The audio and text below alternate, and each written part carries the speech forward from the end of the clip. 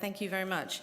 I am with the Workers' Action Centre. The Workers' Action Centre is an organisation that works with workers who don't have a union and who are in contract jobs, temp jobs, and precarious types of jobs. And I think the reason why I'm here today is to really, I guess, urge the need for the development of the job quality assessment tool. If the city is actually looking at contracting out, which of course is up for discussion today. I think it's really important that we understand the wider context in which this issue is being dealt with. First of all, just even in terms of the city's own poverty reduction strategy, recommendations were made to the city about becoming a living wage employer and requiring city contractors to pay living wages and to advocate for stronger employment standards that protect employees given the current labour market realities, and also understanding sort of the quality of decent work and that the city can take a huge leadership in that.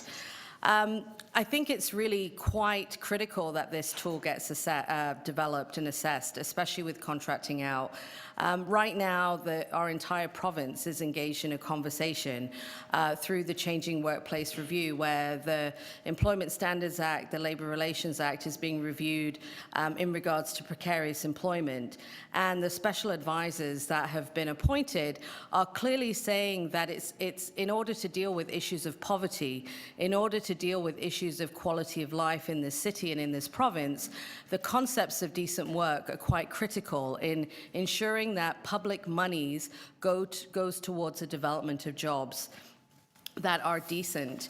I have with me a study, in some ways quite sort of very similar to sort of the issues of cleaning, where a study was done looking at the contracting out of hospital support jobs for workers' families in BC.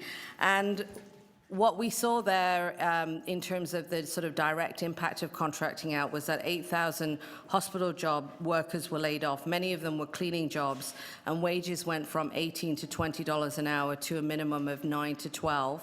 Benefits were reduced or eliminated, and 74% earned less than $30,000 a year. And this understaffing and the contracting out led to an intensification of work, higher health and safety risks for workers, and poor quality cleaning for patients.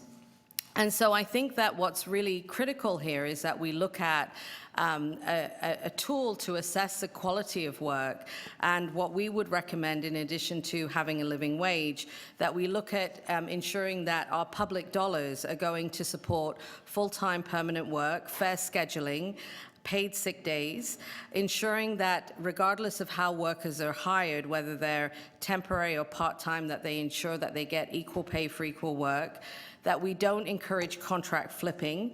And again, these are all critical issues that the government at the provincial level is looking at, not just for a city, but for the entire province, and ensuring that all workers get access to decent wages and working conditions. So we believe that finally the city should be fully responsible for the wages and employment standards of contracted employees. When we find that subcontractors and contractors are not having full responsibility, that's where things start to go down. And that's where we start to get calls on our hotline, and where workers start to come forward with violations of their rights, with workers being fearful of speaking out, with not getting access to the provisions within contracts because they're afraid of losing their jobs. And if the city wants to get tainted with those kinds of working conditions, then that's what's going to happen if you don't have the kinds of checks and balances like these tool assessments to ensure that what you're doing is making sure that workers are fundamentally are actually working for you and for me as a taxpayer, and making sure that they have access to decent jobs.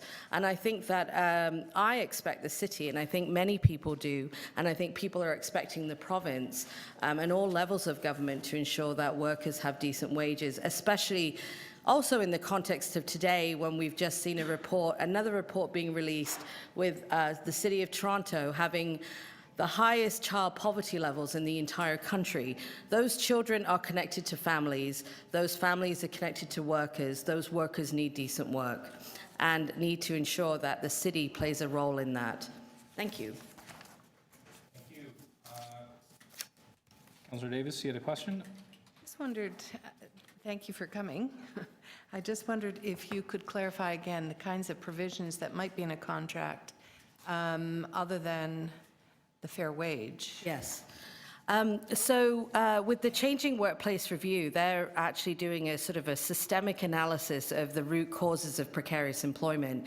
And some of the factors that the province are looking at in terms of ensuring that precarious employment does not spread and does not increase and ensures that workers actually have decent wages is things like fair scheduling. So making sure that workers have 2 weeks notice of their work schedule so that they can plan their lives. Job protected paid sick days are actually quite critical, and it's one of the things that are actually being reviewed as well. Equal pay for equal work. So ensuring that regardless of the type of work that you're doing, if you're doing the same job as someone else, regardless of how you're hired, you'll ensure that you're getting the pay and benefits that are equal. Ensuring that when business ownerships change hands, that workers don't lose their jobs and that the new contractor doesn't clean house. This is a huge issue right now at Pearson Airport, where we've seen a massive increase in contract flipping and wages basically go from, potentially $16, $17 an hour. A contract flips, everybody goes back down to minimum wage. They lose their paid sick days and their benefits, and workers start back up again. And so to ensure that that does not happen, and also to ensure that the Fair Wage Office has extra funds to ensure that if the city is moving forward to contracting out, especially in the next 3 years, because this quality tool hasn't been developed yet. And so how are you going to monitor? How are you going to ensure that all of those contracts are actually living up to fair standards? And so you need enforcement officers out there to ensure that those contracts are being adhered to. When is the provincial government expected to have this review complete? It's been a long time now. Yeah, so basically in the spring of 2017, the final report will be coming out. The special advisor's recommendations to the government will be coming out. So yes, definitely, sort of like March, April of 2017. The other thing I wondered about was health and safety, Yes. Ministry of Labour inspections and reporting on those things. Is that something else that Health and we've been safety, asking? yeah, health and safety is a huge issue with contracted out workers, and is a huge issue in the Changing Workplace Review right now. And that is why the enforcement issue is really important, so that the government is also realizing, the provincial government is understanding that you can't have 20 inspectors for the entire province to inspect 370,000 workplaces. So with the City of Toronto, when you're looking at $24 million going out in contracts, how are you ensuring that the contracts that you've done are adhered to, that there's not further subcontracting happening? And a big issue is misclassification of workers. So what we find is subcontractors then hire people, misclassify them as self-employment, especially in cleaning. It's rampant. And so enforcement, strong enforcement to ensure health and safety, and that workers are actually getting paid properly, and also human rights is also quite important there too. Okay.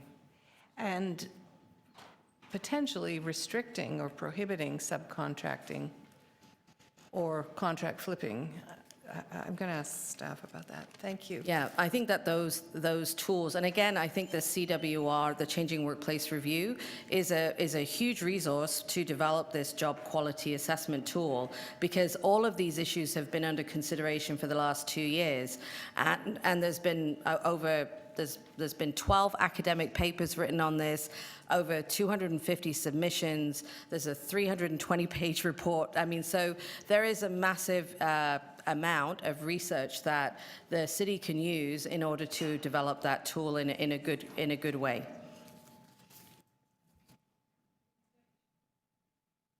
Other questions of the deputy? Seeing none. Thank you very much for coming in this morning. Thank you. Appreciate your perspective. Thank you.